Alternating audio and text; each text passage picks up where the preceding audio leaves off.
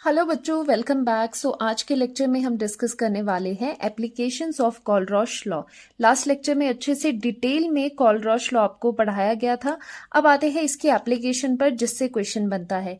देखो यहाँ पर मैं थोड़ा सा आपको समराइज करवा दूँ, रिवाइज करवा दूँ हमने पीछे लेक्चर्स में क्या कर रहा है।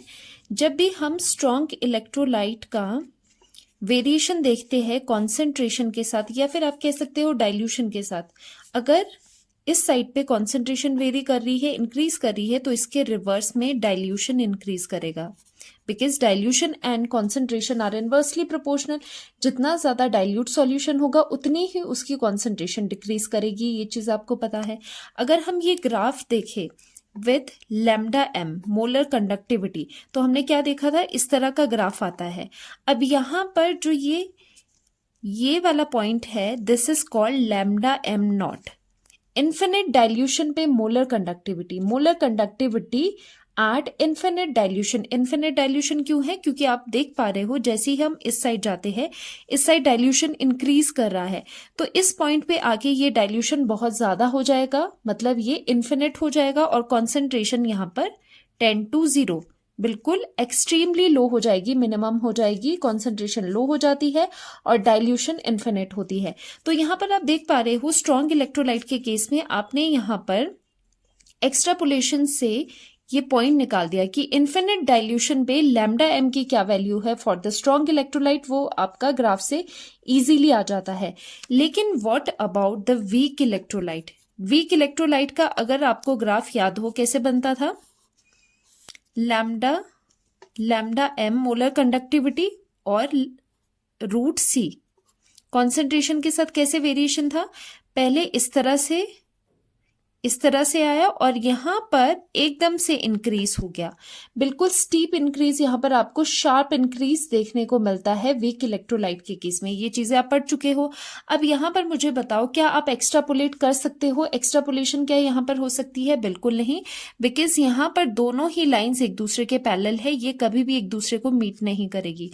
तो यहां पर आप by the graph lambda M naught नहीं फाइंड आउट कर सकते। लेकिन आप स्ट्रॉन्ग इलेक्ट्रोलाइट के केस में एक्सट्रापोलेशन ऑफ द ग्राफ से लैम्डा एम नॉट की वैल्यू निकाल सकते थे। So infinite dilution, at infinite dilution molar conductivity आप स्ट्रॉन्ग इलेक्ट्रोलाइट की इजीली फ्रॉम द ग्राफ निकाल सकते हो। लेकिन वीक इलेक्ट्रोलाइट के केस में ये हमें दिक्कत होगी कि हम यहां से फाइंड आउट नहीं कर सकते हैं, because you can see that कि यहां पर कोई भी एक्स्ट्रापोलेशन नहीं हो पा रहा है। सो फॉर दिस रीजन हमारे पास आती है एप्लीकेशन ऑफ कोलरॉश लॉ। तो वीक इलेक्ट्रोलाइट के केस में जब भी आपको lambda M naught molar conductivity at infinite dilution निकालनी होती है, तो हम यूज करते हैं Kohlrausch law. So this is one of the applications of the Kohlrausch law. So first आता है calculation of molar conductivities of the weak electrolytes. Weak electrolytes at infinite dilution, मतलब आप lambda M naught for the weak electrolyte निकाल सकते हो by applying the Kohlrausch law. और Kohlrausch law कैसे आपने अप्लाई करना है, ये भी चीज हम देखते हैं। देखो एग्जाम्पल से समझाती हूं आपको। CH3COH is a acetic acid which is a weak electrolyte. Weak electrolyte है, तो वीक इलेक्ट्रोलाइट है, तो इसमें भी हम कोलरॉश लॉ लगा के देख लेते हैं कि क्या आएगा। तो कोलरॉश लॉ क्या होता है कि जो भी इन्फिनिट डाइल्यूशन पे इलेक्ट्रोलाइट का जो मोलर कंडक्टिविटी आती है, कैसे आती है, उनके केटाइन एंड एनाइन की कंट्रीब्यूशन से आती है। तो यहाँ पर CH3CO नेगेटिव एनाइन हो गया, H पॉजिटिव यहाँ पर केटाइन हो गया। ये चीज आपको पता है। अब इसे निकालने के लिए कैसे आप ये चीज फाइंड आउट करोगे, बिकॉज ये है आपका वीक इलेक्ट्रोलाइट। आपको यहाँ पर स्ट्रॉन्ग इलेक्ट्रोलाइट की हेल्प से वीक इलेक्ट्रोलाइट को निकालना है, क्योंकि यहाँ पर भी जैसे नोट्स में मैंने लिखा है, for weak electrolytes lambda M not can be obtained from the knowledge of molar conductivities at infinite dilution of strong electrolytes.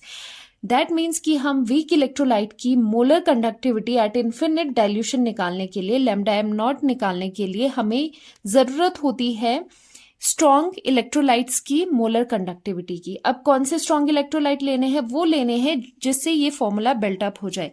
तो यहाँ पर स्ट्रॉन्ग इलेक्ट्रोलाइट्स हम कौन से लेते हैं? जैसे कि आप देख पा रहे हो यहाँ पर आपको H पॉजिटिव की जरूरत है, तो ऐसा स्ट्रॉन्ग इलेक्ट्रोलाइट लेगी जिसमें H पॉजिटिव हो। जैसे कि यहाँ पर हम लेते हैं लैम्डा नॉट ऑफ HCl का लेते हैं। फिर यहाँ पर CH3CO नेगेटिव है, तो ये किस में आएगा, स्ट्रॉन्ग इलेक्ट्रोलाइट लेना है, तो यहाँ पर लैम्डा नॉट CH3COONA ये ले लेते हैं। तो ये क्या होता है, स्ट्रॉन्ग इलेक्ट्रोलाइट होता है। CH3COOH is a weak electrolyte, लेकिन अगर आप सोडियम यहाँ पर लगाते हो तो वो स्ट्रॉन्ग इलेक्ट्रोलाइट हो जाता है।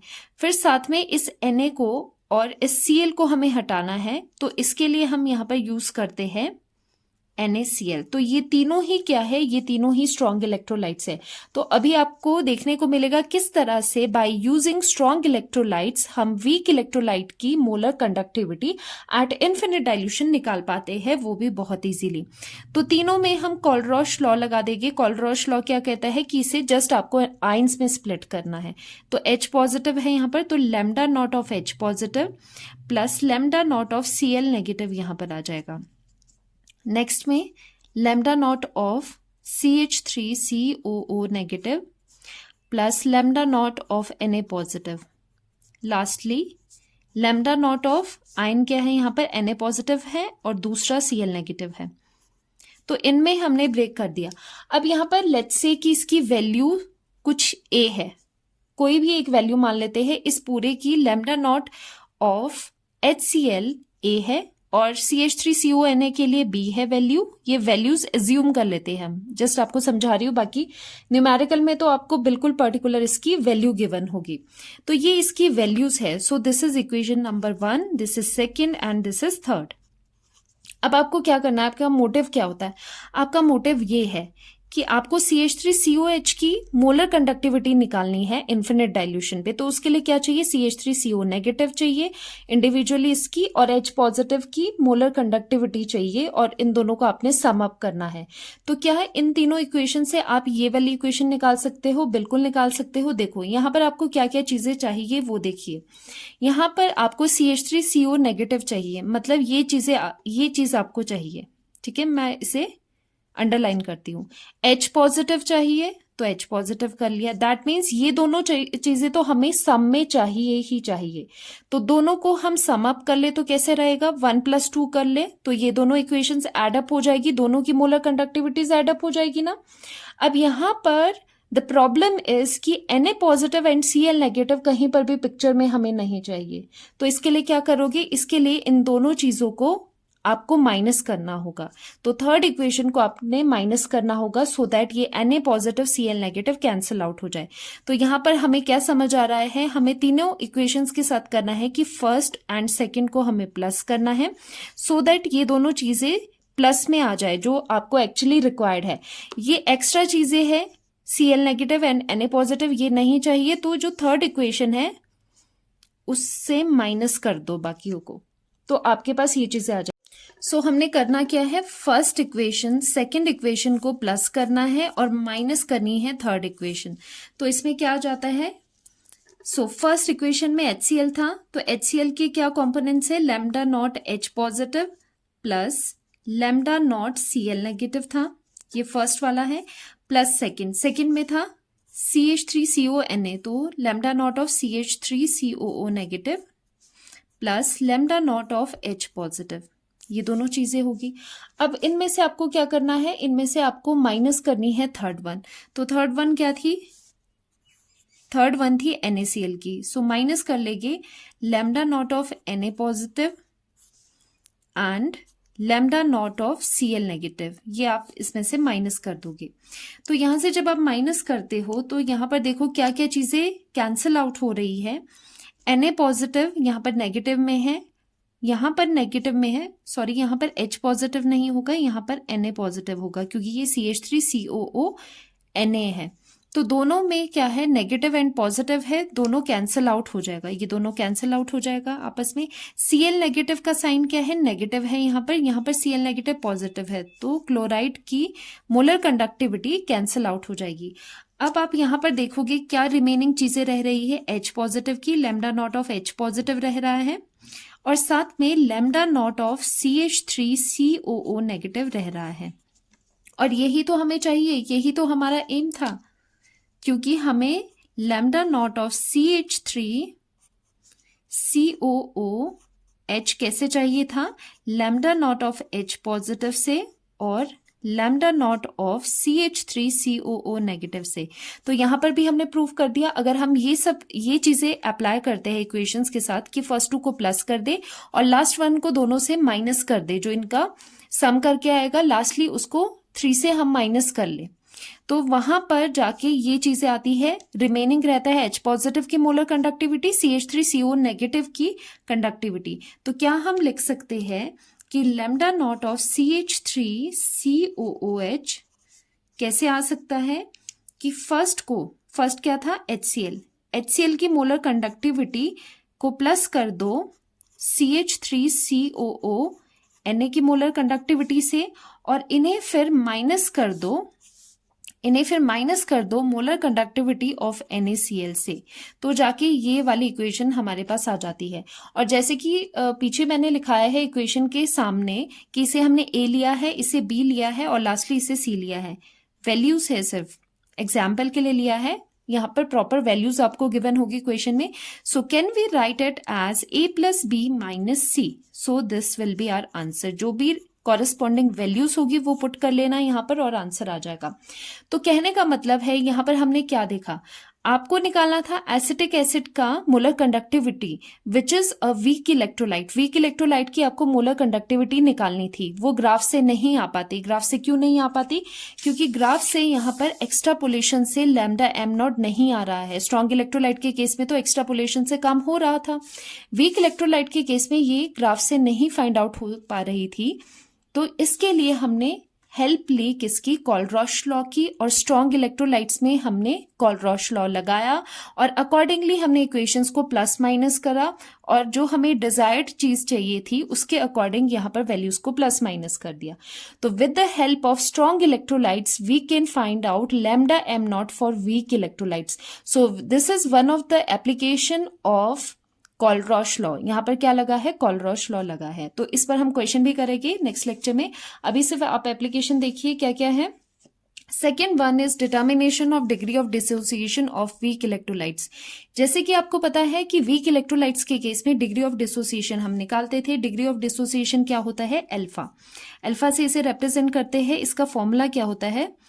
Lambda m molar conductivity at any concentration C divided by molar conductivity at infinite dilution। तो ये आपका फॉर्मूला रहता है। So this is at concentration, किसी concentration C पे जितनी मोलर कंडक्टिविटी आ रही है, और नीचे डिवाइड करेंगे at infinite dilution, at infinite dilution जितनी वैल्यू आ रही है। सो ये करके इनका रेशो करके अल्फा आ जाता है वीक इलेक्ट्रोलाइट के केस में डिग्री ऑफ डिसोसिएशन। ऊपर वाली वैल्यू आप कैसे निकाल सकते हो ये भी देख लो। Lambda m at any concentration C कैसे निकालते थे? जो फॉर्मूला होता था जनरली मोलर कंडक्टिविटी का कि K conductivity into 1000 divided by molarity, ऐसे ही निकलता था ये फॉर्मूला, या नीचे कॉन्सेंट्रेशन आप लिख सकते हो। लेकिन लैम्डा m नॉट कैसे निकालोगे? लैम्डा m नॉट निकालोगे फ्रॉम द कॉलरॉश लॉ। तो लैम्डा m नॉट कहाँ से होगा? कॉलरॉश लॉ से आएगा, और ये चीज जो ऊपर वाली है वो बाय यूजिंग दिस फॉर्मूला आ जाती है। तो ये भी एक एप्लीकेशन है कॉलरॉश लॉ की। थर्ड आता है वीक इलेक्ट्रोलाइट के लिए ही हम डिग्री ऑफ डिसोसिएशन तो निकाल दिया, अब हम डिसोसिएशन कांस्टेंट निकालेंगे। सो डिसोसिएशन कांस्टेंट जो आपका K होता है उसके लिए एक फॉर्मूला हम वीक इलेक्ट्रोलाइट के लिए यूज करते थे, C alpha square 1 minus alpha करते थे ना, ये वाला formula use. And we know that ऊपर वाले से alpha is equal to lambda m C upon lambda m not, ये फॉर्मूला है। अब इस फॉर्मूला को इस इक्वेशन में पुट कर लो। आप डायरेक्ट इसका रिजल्ट भी लर्न कर सकते हो, लेकिन मैं बता देती हूँ कैसे आ रहा है। K is equal to C into alpha की वैल्यू डालो lambda m C divided by lambda m not, इसका आप होल स्क्वायर कर दोगे अपॉन 1 माइनस अल्फा की value lambda m C divided by lambda m not, ये वैल्यू आ जाएगी। इसे सिंप्लीफाई करेंगे K is equal to C lambda m C का स्क्वायर, और नीचे ही ये आ जाएगा लैम्डा m नॉट, क्योंकि नीचे वाले का भी स्क्वायर था तो लैम्डा m नॉट का स्क्वायर यहां पर आ जाएगा।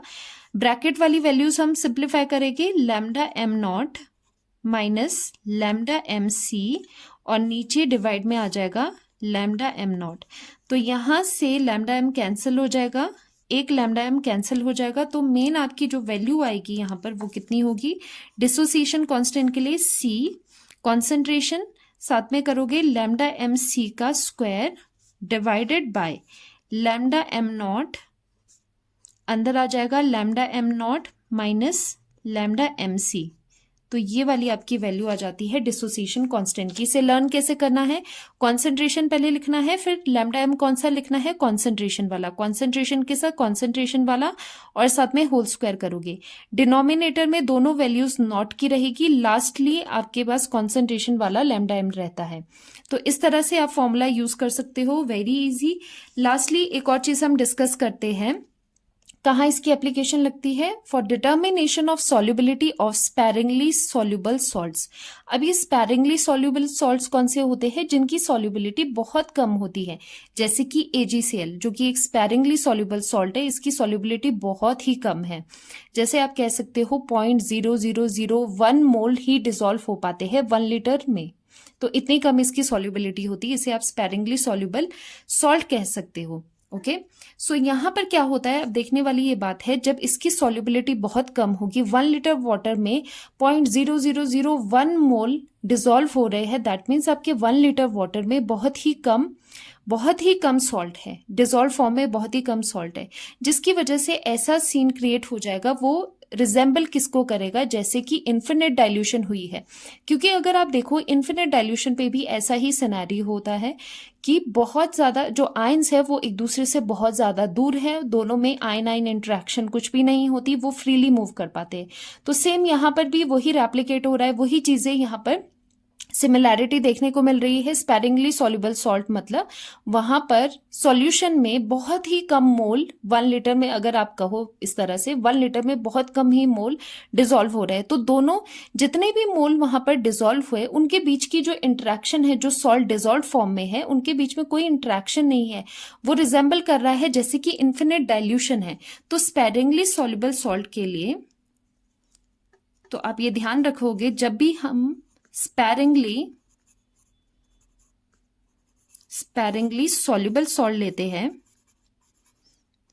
लेते हैं, उसके केस में जो lambda M at any concentration C है वो लैम्डा एम नॉट के इक्वल होता है, ये चीज होती है। एंड जो आपकी मोलैरिटी होगी, कॉन्सेंट्रेशन होगी, वो सॉल्युबिलिटी के इक्वल होगी, वो सॉल्युबिलिटी ही होगी। सॉल्युबिलिटी क्या होता है कि कितना सॉल्ट डिसॉल्व हो रहा है, और मोलैरिटी क्या होती है, कॉन्सेंट्रेशन क्या होती है कि जो वो डिसॉल्व फॉर्म है उसकी कॉन्सेंट्रेशन कितनी है। तो जब भी स्पैरिंगली सॉल्युबल सॉल्ट हो तो उसमें lambda M C is equal to lambda M not. तो क्या हम यहाँ पर अब फॉर्मूला बना सकते हैं, बिकॉज ये फॉर्मूला हमें पता है, lambda M C is equal to conductivity into 1000 divided by molarity या फिर कॉन्सेंट्रेशन। अब ये वाली चीजें लगा देंगे, इसे रिप्लेस करेंगे लैम्डा एम नॉट से, मोलैरिटी को सॉल्युबिलिटी से। हम ये चीजें लिख सकते हैं जब आप स्पैरिंगली सॉल्युबल सॉल्ट के साथ डील कर रहे हो।